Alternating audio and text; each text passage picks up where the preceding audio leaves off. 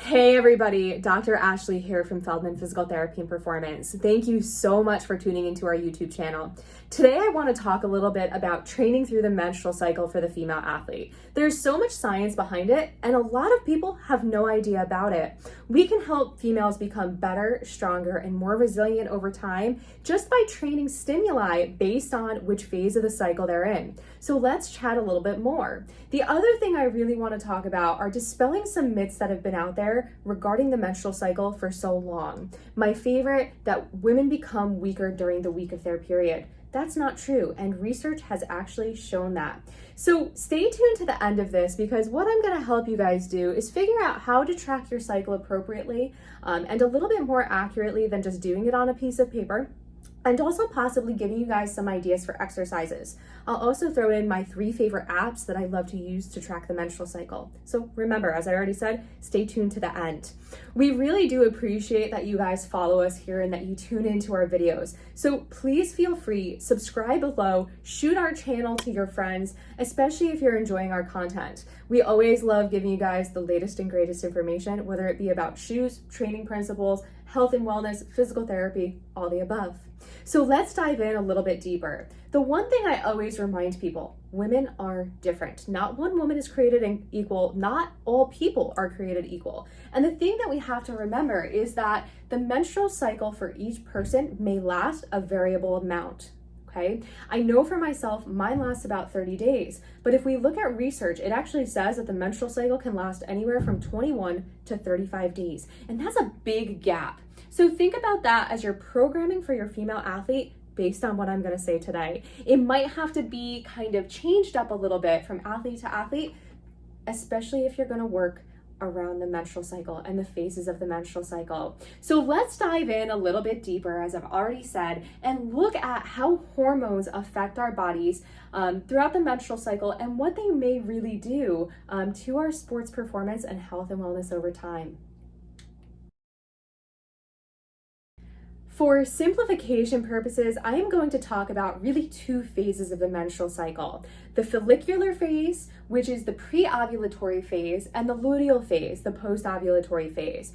These are the 2 phases that we will notice significant changes in our bodies during. During one, we may feel strong, more resilient, and the other, we may fatigue a little bit faster. So this is why changing training stimuli are so important. The follicular phase begins when our period starts. So as soon as bleeding starts, and it goes until ovulation, so when an egg is released. The luteal phase begins as soon as our egg is released and until our period starts again. So those are some things to think about. So why are these 2 phases so darn important? Well, hormones. That's why. This is where that term that I'm going to use, hormone cycling, comes into play more often. And most importantly, it kind of drives what we're going to do. So let's look at how these 2 hormones cycle throughout the menstrual cycle. We all feel hormonal fluctuations throughout our menstrual cycle, but did you know that they can be advantageous during training? I will mainly talk about estrogen and progesterone because these are the 2 hormones that are most important and drive the phases of the menstrual cycle. All right, so let's look at this figure and kind of talk a little bit about it more. Let's look at this figure a little bit more in depth. As you'll notice, this is based on a 28-day cycle. As we've already talked about, women can have menstrual cycles that range anywhere from 21 to 35 days. So think about that, because what you see here may not be what a woman that you're working with or yourself may experience. Let's chat a little bit about the follicular phase. Your period starts on day 1, okay? And this is when the follicular phase also starts.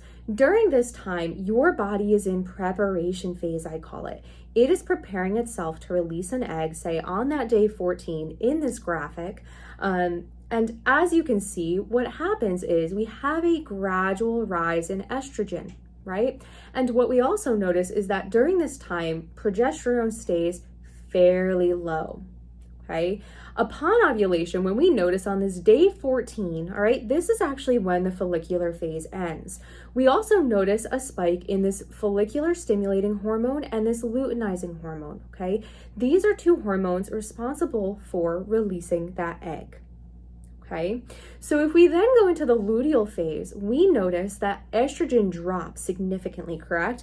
But we do see that it does rebound slightly, all right? And then it kind of comes back down towards the end. The bigger thing to note here is that we have a significant rise in progesterone. And with rises in progesterone, sometimes what we see are some body changes. This is when PMS, this top part of this progesterone, when it gets to its highest, we really start to feel those PMS symptoms. And for everybody, that may vary, all right? What also we note is that progesterone is actually preparing the uterus to accept an egg. So say an egg does get implanted, we may actually see the progesterone continue to rise. However, for someone who is not trying to get pregnant, this is what we see on this graph. We see that the progesterone spikes and then comes back down, and your body then prepares itself to shed the uterine lining, which is when we get our period. Okay, so this is something to think about. That's a little bit more into how the menstrual cycle works. We see estrogen in the beginning phase, we see less estrogen in the luteal phase, we see more progesterone in the luteal phase, which is why training during the phases of the menstrual cycle may be a little bit different for the follicular and luteal phase. So how do hormones really affect our performance? I want you to think about it this way. Just as hormones affect our sex organs and drive our menstrual cycle, they also affect other parts of our bodies as well. Our heart, our brain, our muscles. Think about that. This is why training at varying intensities throughout the menstrual cycle becomes so important, because it can be beneficial to our overall health, wellness, and success in sport. So let's chat a little bit more about the effects of estrogen and progesterone on the human body system outside of reproduction. Let's talk a little bit about estrogen first. Estrogen, as we know, is at its highest during the follicular phase of the cycle. We see that gradual rise. So what does estrogen do to our bodies, and how can it impact our training? So estrogen increases our blood glucose usage, all right? Basically, it'll give us maybe a little bit more energy over time. It will increase our pain tolerance. What? Estrogen can help increase our pain tolerance? Yeah, it actually can. It'll increase your response and your ability to do high intensity exercise. Why? Because one of the other things that estrogen does, it is anabolic. It helps us recover. It helps us build muscle. And some other things we know, it helps increase our endurance. And sometimes what it can also do is increase our joint laxity, which we know is a thing in females. But we know with the right training stimuli that we can prevent that from happening. So let's shift gears a little bit. Let's talk about progesterone a little bit, okay? So progesterone is something that we may notice a little bit of those PMS symptoms with. This is when our bodies start to feel, ooh, I'm not feeling all that great. I feel a little bit warm, my heart goes up a little bit, I feel like I'm breathing a little bit heavier. Those are all things that can happen secondary to progesterone. The other things that we see during this time, which we may not think about because they're those things that we kind of just know happen around the period, but progesterone will increase our lipid storage. So it's going to start storing fat around our bodies. We are going to note that increase in body temperature, which I'm pretty sure many of us know. We're going to note an increase in respiratory rate, an increase in heart rate. We're going to notice an increase in glycogen storage in our liver. So less available energy as compared to that estrogen time that we can use for our bodies to kind of continue to perform well. We're gonna see a decrease in our body's ability to recover well. And that is something that's to note. We may see a change in kind of how we're feeling, and we really need to listen to our bodies about this. So those are what kind of our hormones do outside of the reproductive system. So let's chat a little bit more about how they actually impact our performance. I know all of this may seem a little bit confusing, but let's break it down a little bit. I'm going to take some time before I really dive deep into how we should train around the menstrual cycle to dispel some myths. The first myth I want to talk about is the menstrual cycle does not make females weak. Okay, no matter what stage of the cycle it is, whether you are in the follicular phase or whether you are in the luteal phase, or whether you're during your menstrual cycle, which we know is part of that follicular phase, you are strong. Female athletes, okay, world-class athletes, Olympic athletes, no matter what cycle they are in, what portion of their cycle they are in, they have won a gold medal. Yeah, think about that a little bit. All right, the other thing I want to kind of dispel is that not every woman who does have their period is anemic, okay? We don't lose that much blood during our period. That really causes to see a detrimental impact on our performance. Some women, yes. If you lose over 80 milliliters of blood, okay? Think about this. The average woman actually loses less than a shot glass of blood during their period. Sorry to go into this, but I think it's important because we don't always need to be supplementing significantly. We don't always need to blame poor performance on the period because, believe it or not, we're strong no matter what. So those are just some things I wanted to talk about before we go into kind of how we should train during these phases. So let's talk about that a little bit more. How do we really utilize this information when composing a training program? We're going to talk a little bit about the follicular phase first, and let's go ahead and talk about the luteal phase afterwards. So during the follicular phase, what do you guys think? Write it in the comments below. I'm going to get there right now. It's recommended that during your period and in that phase up until ovulation, we push ourselves. We go hard. We're working high intensities. We're working high lows. We are working higher reps if you really want to. Really whatever you're looking for, those high interval intensity workouts. Whether you want to try to PR on a deadlift, whether you want to try to PR on a squat, this is the time to do it. This is the time to push your athletes to really make those gains. Why? The anabolic effects of estrogen, the recovery effects of estrogen, which are great. And this is just a time where our body stands to be more resilient. And also think about this, a lesser pain tolerance. Okay, think about that a little bit. Granted, the one thing I do want to note is because we have a lesser pain tolerance, sometimes we're at a higher risk for injury. But as I've said, with proper training, those effects can be mitigated. So let's talk a little bit more about the luteal phase. And when we see that skyrocketing, kind of that upswing in the progesterone, we've already talked about it a little bit when I went over kind of the differences between estrogen and progesterone.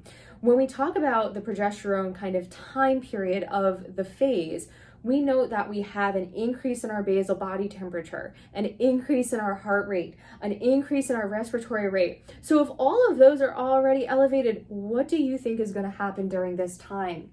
We are going to note that our body fatigues faster. We may not recover as well. So during this phase of the menstrual cycle, we tone things down a little bit. It doesn't mean that you still can't lift heavy. You may just need a little bit more recovery. It doesn't necessarily mean that you can't go do a high intensity interval training. However, you may need more recovery. Right? Recovery is going to be imperative here. The bigger things is it is recommended that you lighten your load a little bit. Maybe you move into a lighter load, maybe a little bit more repetitions. Maybe instead of doing this high intensity work, you do more of this constant state work. Whether you go on, say, this consistent low level run. So I would say a zone 3, a zone 2, zone 3 run if we're basing it on heart rate. Those are things to think about because what have we noted? Estrogen is when our body recovers well. So in the follicular phase, we notice recovery happens quicker. When we have an influx in progesterone, we don't recover as well. The energy stores aren't there as they are in the estrogen cycle to kind of help us recover as much as we need to. So those are some things to think about as you really start to kind of program for the female athlete around the menstrual cycle. And what I want you guys to remember, tracking this is super important. So let's talk a little bit about that next and how you should go in to tracking the female athlete or just the female's menstrual cycle, utilizing things such as apps for your phone, as well as kind of just how that individual is feeling. And also let's chat about a little bit of exercise that you may be able to incorporate into the training programs for your athletes or for yourself. So how do we go about tracking the cycle in a better fashion than just using a pad of paper and a pencil? There's nothing wrong with that, but we want to make sure that we're doing our female athletes a good service, not a disservice, especially when it comes to using this method of training. One of the big things I always say, individual athlete tracking is super important. That's why they can do it themselves. Use apps on your phone. Some of the favorite ones that I love to use are Ovia, Clue, and Flow. Those are 3 apps on your phone that give ladies a good lens into their menstrual cycle, and it's simply very easy to track. The one that I use most often for me is Ovia, just because it's one that I've had for a while. What I simply do is each month put in when my period is, and then it kind of gives me a lens into the rest of the cycle, when my ovulation may occur, and then basically afterwards, when I might be in that luteal phase, all right? So then we have an idea, all right, here's my follicular phase, here's my luteal phase, and how may I use these in my training programs? Another app that I just started recently using is something called Wild AI. I don't have a lot of information on it just yet, but I think it's going to be an awesome tool, and I will let you guys know in a few weeks what I think about that, because I think I'm going to start using it a little bit more regularly. Those are some ideas as to how to track the menstrual cycle. Now let's talk a little bit more about workouts. We talk about the workouts in regards to their intensity, right? Their load, their intensity, the duration, things of that sort. And why do we talk about that? We talked about estrogen, we talked about progesterone. Estrogen has anabolic properties. It helps us build muscle. It helps us recover a little bit better. It helps our bodies use glycogen more efficiently rather than just storing it in our liver. When it comes to progesterone, we see heart rates go up, we see respiratory rates go up, we see basal body temperature go up, which means as we start to work out, our body's actually going to be already working harder when we start doing stuff. Think about that a little bit more. So that's why we need to change workouts. When I talk about a workout during the follicular phase, this is when I'm going to have women lifting heavy weights. You may be deadlifting your body weight. You may be deadlifting twice your body weight. You may be doing high intensity workouts, burpees, repetitive box jumps, sprints, things like that. Why? Our bodies recover better during this time. In regards to things that I may make athletes do during the luteal phase, I may throw in some steady state running. I may say, hey, let's go run 3 miles at a zone 2 or 3 heart rate area, kind of working on that base building, not that intensity building, not working on PRs. I may have someone do a little bit of a lighter load on a lift, and I may go into a little bit of a higher repetition just to decrease the fatigue placed on the body. Those are just some ideas, and I want you to really think about that. Now, guys, I might below write some more ideas in regards to exercises that you can be doing or providing for your female athletes during these phases. But in the meantime, if you have any questions about this, please don't hesitate to ask. Make sure you ask in the comments below. We always love hearing from you guys, and we always love to help you guys learn as much as you can. So start utilizing these principles when training your female athletes. They are awesome, and I think your females will thank you over time.